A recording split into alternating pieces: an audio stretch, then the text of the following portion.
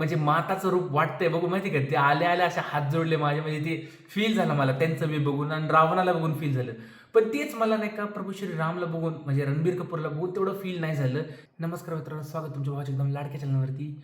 आणि रामायणाचा ट्रेलर आला आहे ऑफिशियल आणि मी खूप टायमानंतर व्हिडिओ बनवतो, त्यासाठी आय एम रिअली सॉरी.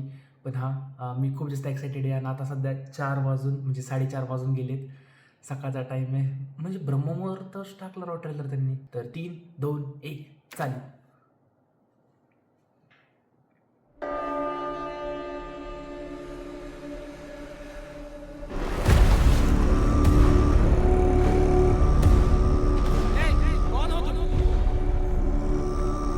तुम्हारा नया राजा।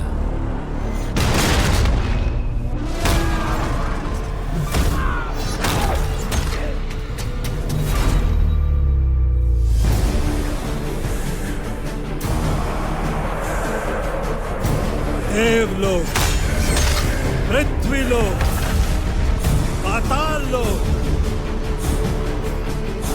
तीनों लोकों में एक ही राज होगा।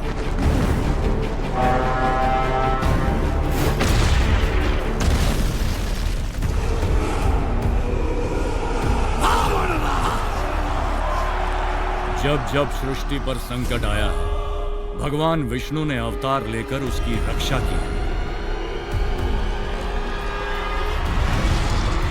मेरा ज्येष्ठ पुत्र राम।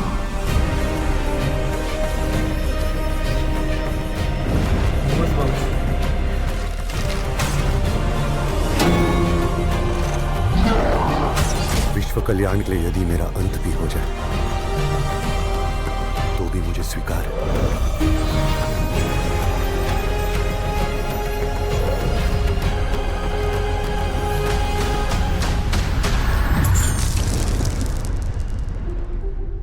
निर्णय मैं ले चुका हूं।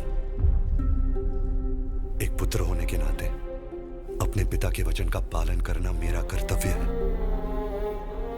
तुम्हारे लिए 14 वर्ष का वनवास।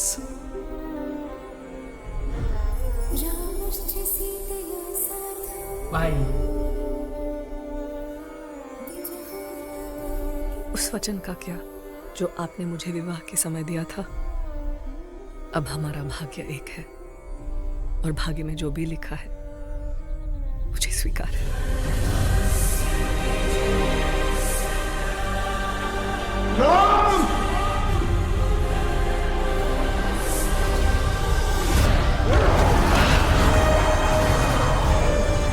जनस्थान की राजकुमारी सूर्पनखा।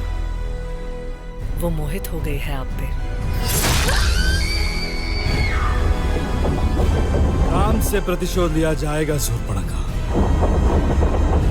न राम की मृत्यु साधारण होगी, न उसका अपमान।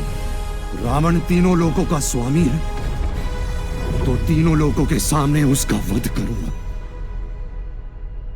मैं अपनी सीता को वापस लाऊंगा।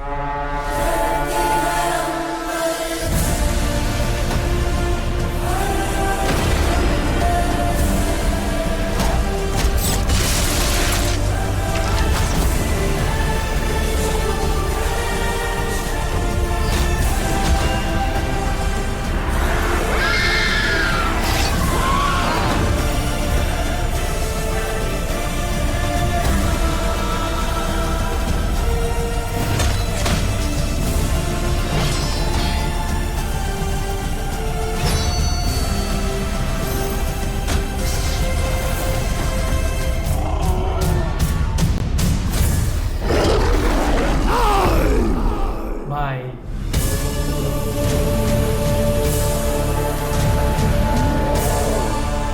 ये राम के युग का आरंभ है।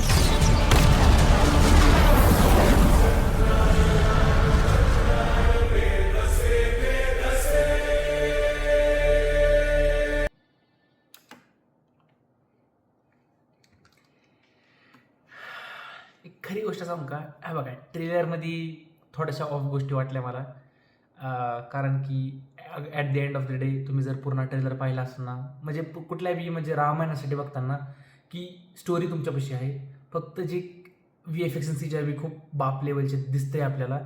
पण main at the end of the day characters असतात यार. कारण की रामानंद सागर त्यांची जी रामायण होती ना ती एवढी पॉप्युलर का होती? त्याची VFX CGI त्यांचं एवढं ग्रँड स्किल नव्हतं, पण त्यांची जी भावना, मेन ते जे अरुण गवळीने जे कॅरेक्टर कसा प्ले केलता ना म्हणजे प्रभू श्रीरामचा, ते अजून पण डोक्यात छापलेला आहे. आणि तसंच लक्ष्मणजीचा कॅरेक्टर ॲग्रेसिव्हनेस आहे, ते ट्रेलरमध्ये मला तेवढं दिसलं नाही, मे बी मूवीमध्ये दिसून आपल्याला. पण मेन आहे प्रभू श्रीराम.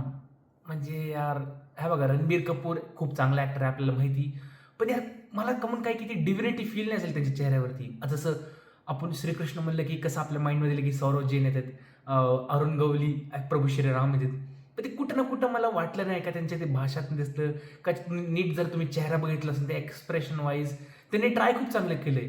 अंजूमध्ये थोड्या अँगरनेस आलता ना, ते बहुतेक ते जेव्हा नदी क्रॉस करायची असती तर सागरवरती चिडले असतात नाही का, तो सीन वाटतो मला तो. आणि त्याच्या अलावा म्हणजे ट्रेलर तर खूप चांगला वाटला मला. आणि एक सीन ज्याच्यात नाही का जी लक्ष्मण रेखा ओढली आहे ना, आता ह्यांनी म्हणलेत की नाही का वाल्मिकी रामायणपासून इन्स्पायर झाले. पण मी जेवढं आईवडिलांकडनं ऐकलंय, मी ह्या बघा वाचले नाही. आणि रामानंद सागरच्या बी जर तुम्ही ह्यात बघताना तर म्हणजे वाल्मिकी रामायणच्या अकॉर्डिंग तर कधी रेखा वडलीच नव्हती ना, त्यात तर दिलंच नाही की नाही का रेखा वडलेली आहे ओरिजिनलमध्ये. तर ते मला डाऊटफुल वाटलं. बाकी यार मेन जे आहे यश ॲज रावणा, बाप लेवल सूट झालेला आहे, काय सूट झाला आहे. आणि त्याच्या व्यतिरिक्त साई पल्लवी बी इतकं म्हणजे ते सेज्युअल म्हणजे ते म्हणजे माताचं रूप वाटतंय बघू माहिती का. ते आल्या अशा हात जोडले माझे, म्हणजे ते फील झालं मला त्यांचं बी बघून आणि रावणाला बघून फील झालं. पण तेच मला नाही का प्रभू श्रीरामला बघून म्हणजे रणबीर कपूरला बघून तेवढं फील नाही झालं. जेन्युइन ओपिनियन बघा. बाकी तुम्हाला तुमचं काय मत आहे मला कमेंटमध्ये नक्की सांगा. आणि ओव्हरऑल बघा पूर्ण 4 मिनिटाचं ट्रेलर होतं, त्यांनी खूप काही दाखवलं आपल्याला की ते कसे दाखवणार आहेत, कसं म्हणजे कुठल्या प्रकारे ते म्हणजे त्यांची स्टोरी दर्शवणार आहेत, काय लेवलचं त्यांचं VFX जे आहे, किती ग्रँड लेवलला होणार आहे, ते सगळं मला बऱ्याचशा गोष्टी नाही पटल्या आणि बऱ्याचशा गोष्टी पटल्या सुद्धा. आणि तुमचं काय मत आहे ट्रेलर बाबतीत आणि मूवी कशी होईल मला कमेंटमध्ये नक्की सांगा. बाकी यार ट्रेलरचा रिव्ह्यू होता आणि मी भेटतो तुम्हाला पुढच्या व्हिडिओमध्ये. मी खूप टाईमानंतर व्हिडिओ बनला आहे, तर प्लीज लाईक शेअर सबस्क्राईब करा. असेच व्हिडिओ मी अजून आणायचा 100% प्रयत्न करीन. हां, जय हिंद, जय महाराष्ट्र.